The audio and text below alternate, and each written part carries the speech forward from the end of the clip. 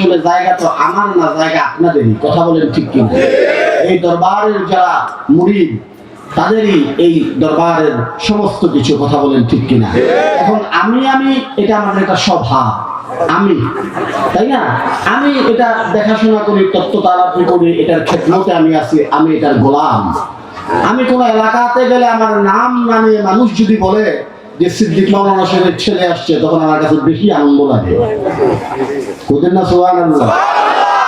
আমার বাপ মাওলানা সিদ্দিক আহমেদ চিশতি, এটা অহংকার করার মতো জিনিস।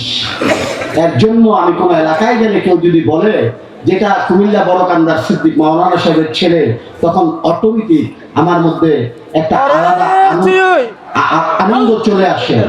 কেননা আমার বাবা এমন একজন মানুষ ছিলেন, আপনারা যারা দেখেছেন, যারা ওনার মুরিদ আছেন বা অনেকেই আমার বাবাকে দেখেছেন, আর ওনার অনেক মুরিদরা তো দুনিয়া থেকে আস্তে আস্তে চলে যাচ্ছে, তো অনেকেই আমার বাবাকে দেখেছেন।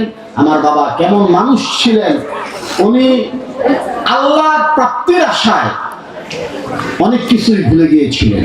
বুঝলেন না? সুবহানাল্লাহ।